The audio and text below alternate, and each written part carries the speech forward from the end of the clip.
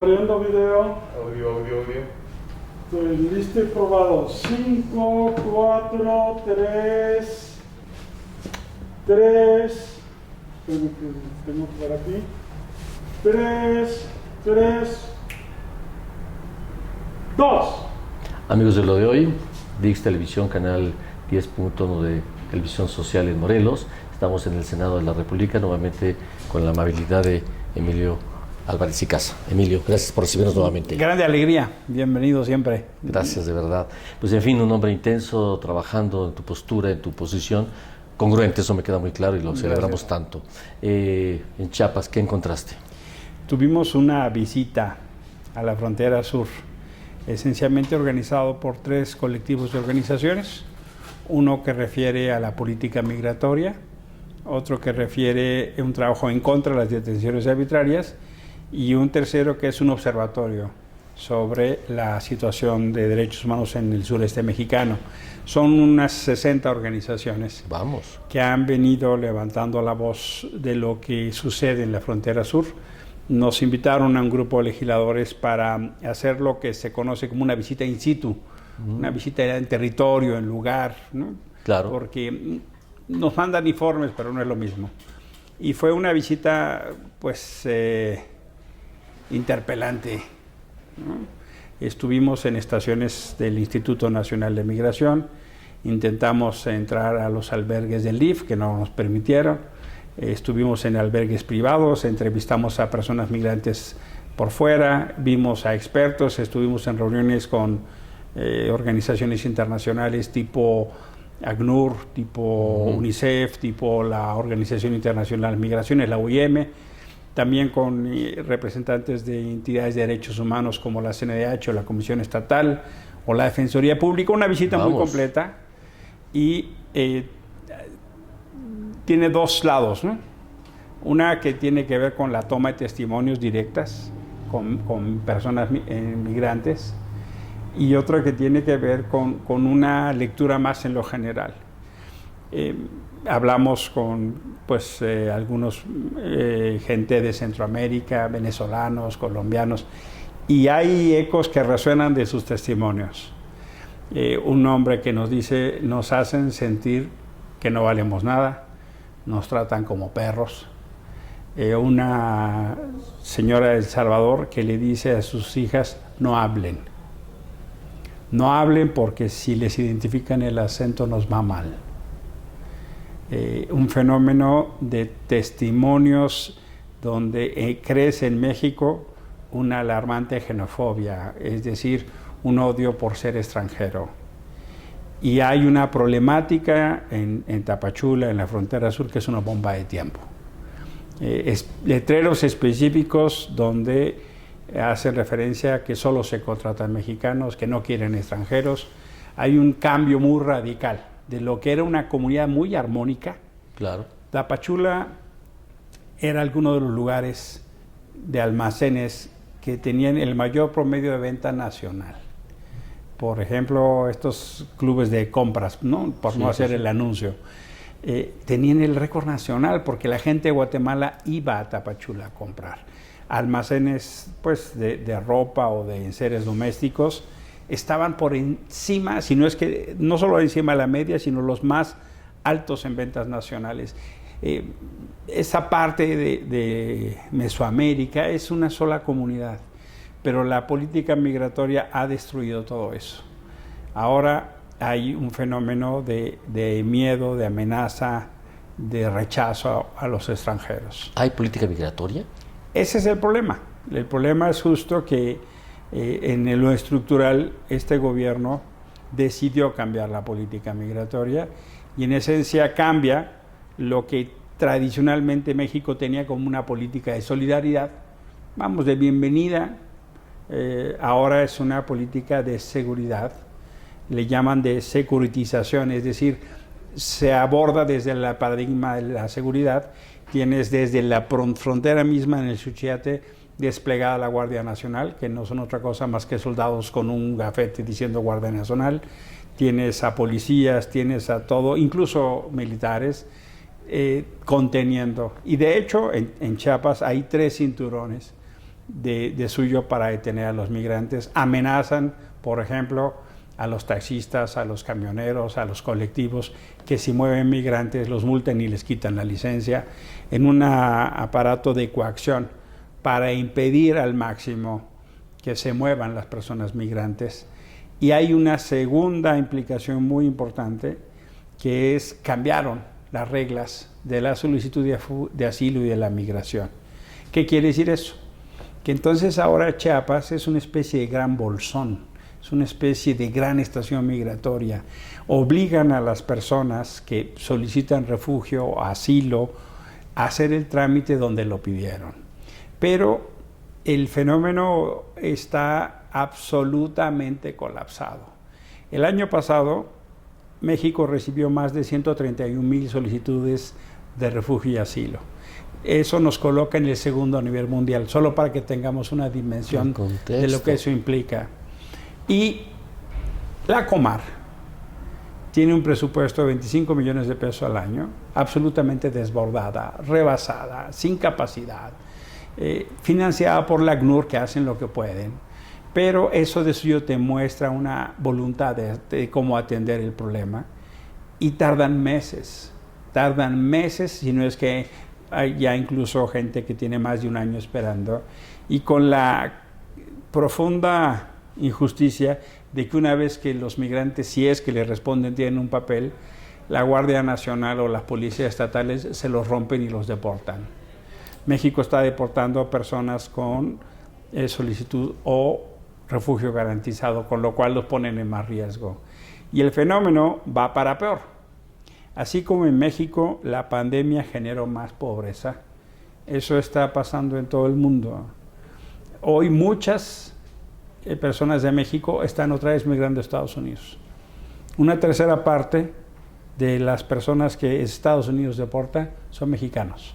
La ola migratoria hacia Estados Unidos hoy también es mexicana. Ese fenómeno está pasando en el sur. La pobreza en Centroamérica es mucho mayor. En África, en países de Asia, yo pude documentar gente que venía de lugares como Pakistán o Azerbaiyán, lejísimos. Por supuesto, hay una cada vez mayor flujo migratorio de países de África. Y en el entendimiento de que creer que eso solo se resuelve conteniendo, pues lo único que hace es generar cadenas estructurales de violación a los derechos humanos y de violencia. Los testimonios son pues tremendos, ¿no? El Senado aprobó una medida para que fuera ilegal detener a niños y niñas. Y entonces ahora no los ponen en centros migratorios, los mandan a un centro de detención, ahora les llaman asegurados, ahora les llaman rescatados, pero algunos de ellos son lugares que ni siquiera tienen ventanas. Imagínate un lugar como Tapachula, con la temperatura que tiene, sin ventanas, sin aire acondicionado, sin ventiladores. Son condiciones absolutamente indignas e inhumanas. Y más allá de la voluntad que puede haber, que sí encontré, quiero subrayarlo, de servidores públicos que pueden tener la voluntad, de gente en migración o de gente en el Comar, que en lo personal tienen una sensibilidad. Pero cuando lo estructural te lleva a estas condiciones, acaban presentándose prácticas que dices, ¿qué pasa? Un albergue de la Comar, como no tienen recursos, pero también hay una desesperación, llegan a prácticas que son aberrantes, como por ejemplo, marcar con un plumón el brazo de los migrantes con un número, como si fuera un campo de concentración judío, como si fuera del Holocausto, como si nos recordara los campos nazis, ¿no? Escribiendo en un brazo el número de los migrantes.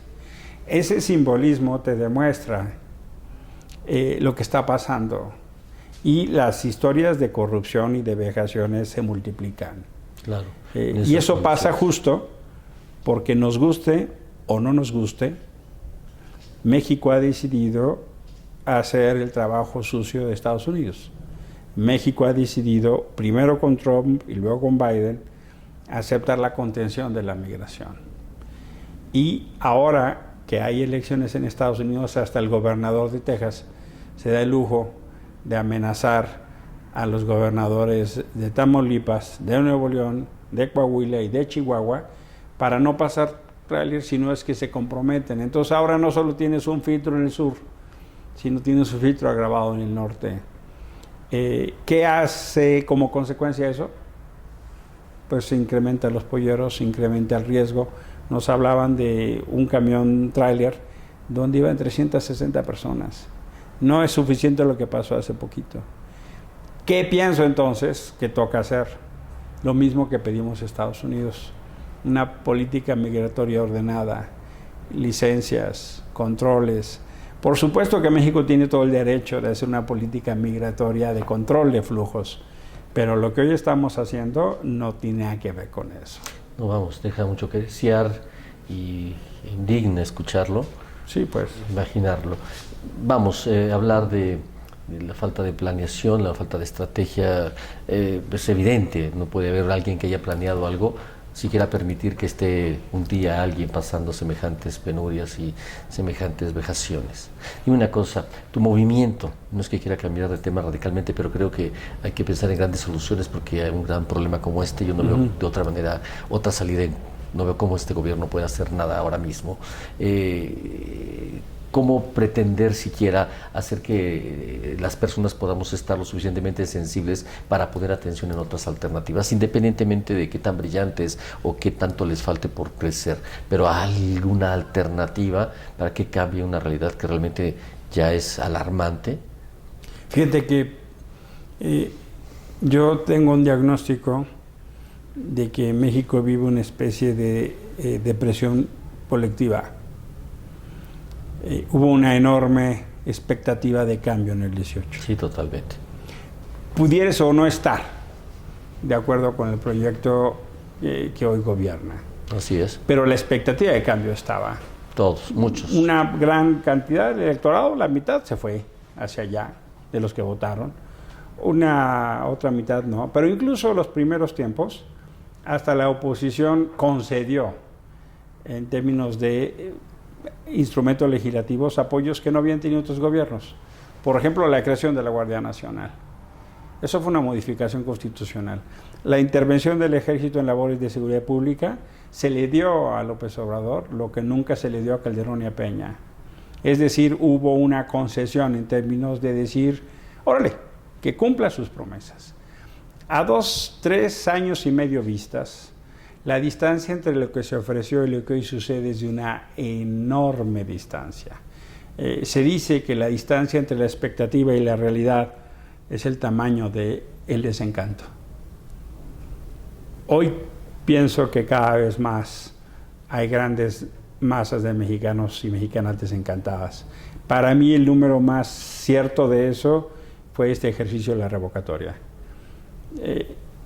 Andrés Manuel perdió 15 millones de votos de los 30 que tenía. Esa es una figura cercana al tamaño del desencanto. Y eso que tenían todo el aparato de gobierno, todos los servidores de la nación, 18 gobernadores estatales, la violación sistemática de la veda y las mañaneras, e incluso hasta todo el aparato de legisladores, de gobernadoras, gobernadores, y aún así no pudieron. Pienso entonces que hay una simiente muy importante que tiene 2 derivados. La primera, un grupo de personas cada vez mayor que dice lo que está pasando no nos gusta. Y es muy interesante ver cómo pasamos de la narrativa de la pandemia nos cae como anillo al dedo a es culpa de la pandemia, ¿no? Y ese es un cambio absolutamente interesante porque lo que sucede en salud, en economía, en educación, y si tú lo revisas, el gobierno está reprobado. El presidente está aprobado, pero el gobierno está reprobado. Y hay otra agenda que tiene su dinámica propia, que es la agenda de la seguridad. En la agenda de la seguridad estamos absolutamente hechos un desastre. El homicidio de 2 sacerdotes y un guía en un templo es un indicador de quiebre mayor. Puedo, y además acompañar la lectura que hacen los jesuitas, que esto es reflejo de un problema estructural. Pero ya para que mates a 2 sacerdotes en un templo, quiere decir que la cosa tiene una podredumbre abajo mayor. Y seguir insistiendo en que todo es problema de lo que te heredaron, me parece solo reflejo de mediocridad. Claro. ¿No? Porque ya tienes 3 años y medio gobernando y tienes que hacerte cargo de lo que ofreciste. Entonces, por un lado creo que hay un fenómeno de un grande desencanto. Y por otro pienso que hay una masa creciente de personas que buscan organizarse en términos de poder construir una opción de futuro. Porque el dilema que hoy tenemos es que no podemos regresar a ninguna de las dos versiones de pasado inaceptables. Una versión indefendible de un México que tuvo excesos, corrupciones, errores. O sea, no podemos pensar en una propuesta política que regrese a antes del 18 como si nada hubiera pasado. Claro. Porque eso no se puede, en términos de desigualdades, en términos de injusticias, en términos de agravios. Hay mucha gente que dice, oiga, háganse cargo, ¿no? Y la segunda es un México irrepetible. O sea, no podemos seguir pensando las soluciones de los 70s o de los 60s o de los 30s, cuando hoy tenemos horizontes, por ejemplo, en tecnología muy distintos. O, por ejemplo, en términos de cambio climático. Yo hablo con mis hijas, con mi hijo, con sus amigas y sus amigos. Y es súper interesante escucharlos porque te dicen, mira, a mí no me interesa un crédito de vivienda, porque quién sabe si lo pueda pagar y quién sabe qué va a pasar. Cuando tú les preguntas, oye, ¿quieres tener hijos e hijas? Su respuesta es no. Sí, lamentable, es cierto. A mí no me interesa. Una de mis hijas decía, mira, papá, hoy es irresponsable querer tener hijos. Y yo le decía, fíjate qué interesante. Tu abuela, mi madre, tuvo 15 hijos. Yo soy de una familia grande. Ya veo. La primera murió y luego tuvieron 14 hijos. De esos 14 yo soy el 12. Vamos. Entonces le digo, fíjate, tu abuela tuvo 15, tu madre tuvo 3, y tú partes tu saque de inicio para empezar a platicar, ¿no? Así estamos chupando tranquilos, vamos a platicar. Sí. Yo no quiero tener hijos porque es irresponsable. Entonces, a ese entendimiento de las cosas, tú no le puedes decir, hombre, vamos a seguir quemando combustible fósil para generar energía. A ese entendimiento de la vida, tú no puedes decirle, no, mira, lo que necesitamos es seguirle generando electricidad a partir de quemar combustóleo.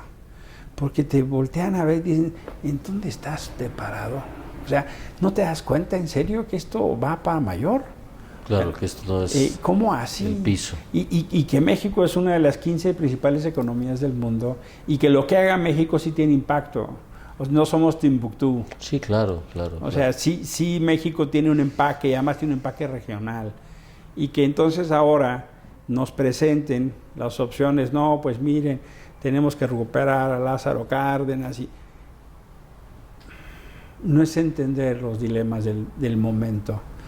Yo pienso que en su momento estas personas estuvieron a la altura de sus dilemas y su tiempo, así como Juárez, así como Madero, así como Lázaro Cárdenas. Lo que pienso es que el liderazgo actual no está a la altura de su tiempo. Totalmente de acuerdo. No tiene los dilemas de su tiempo y por eso yo me he abocado los últimos meses a construir el Frente Cívico Nacional.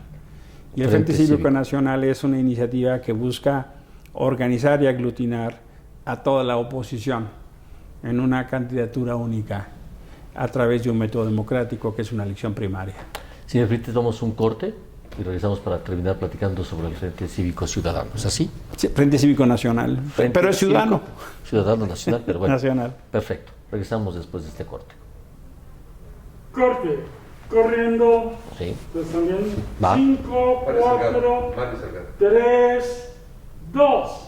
Emilio, nos decías, Frente Cívico Nacional, un candidato único de oposición. ¿Es factible? Tiene, bueno, se oye interesante, tiene lógica, claro, pero en función de intereses, PRI, PAN, vamos, es complejo. Es complejo, pero es más complejo no hacer nada. No, bueno, pues claro. Es más claro. frustrante, ¿no? Ya hubo un buen ejercicio, que fue el 21.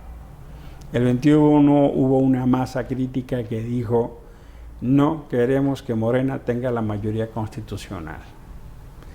Y esa masa se organizó y lo logramos.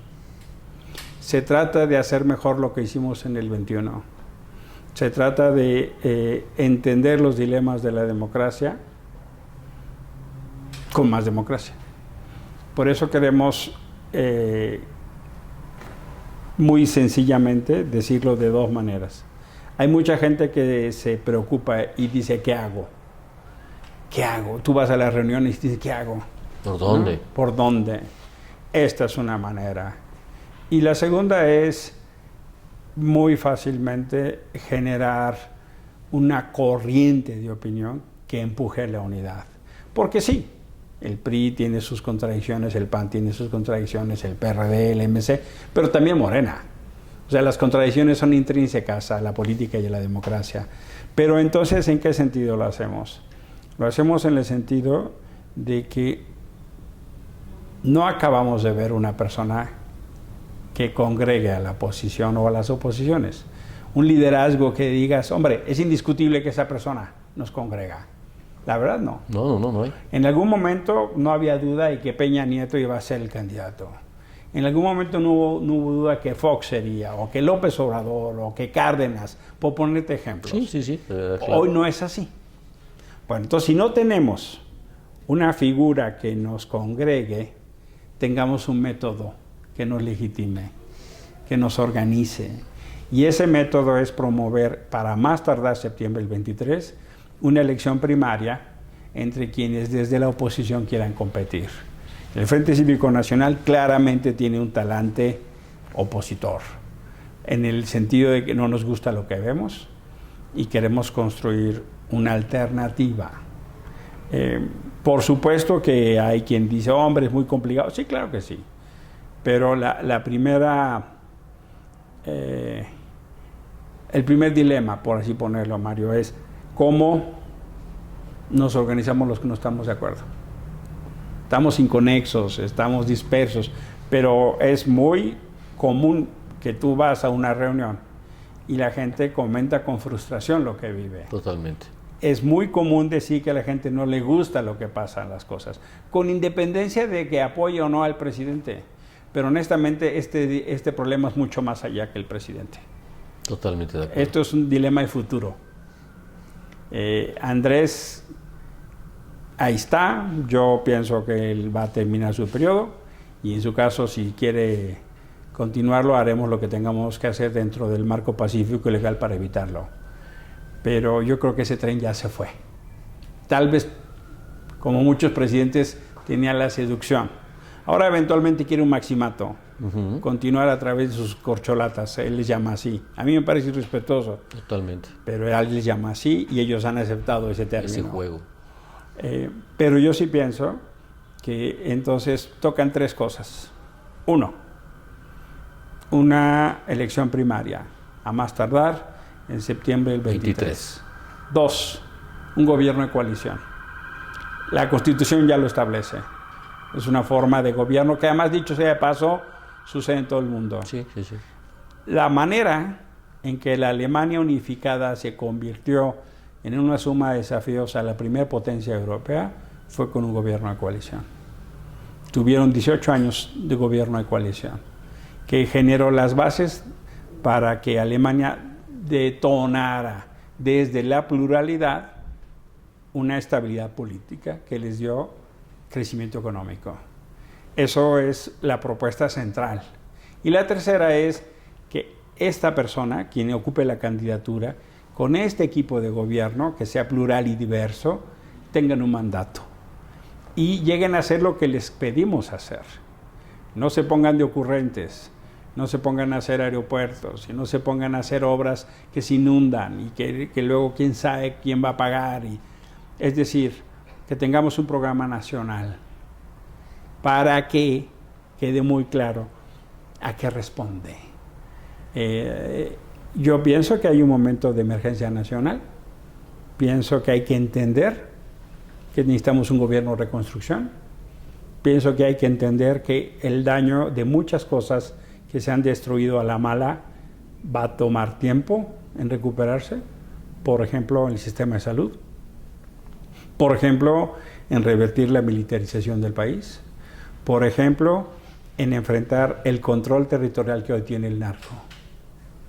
De seguir como vamos, la herencia del gobierno de Andrés Manuel López Obrador va a ser un narcoestado militarizado y autoritario. Contundente, la explicación ha sido extraordinaria, digo, es una exposición desde una perspectiva que muchos comparten y me parece que el equilibrio es fundamental.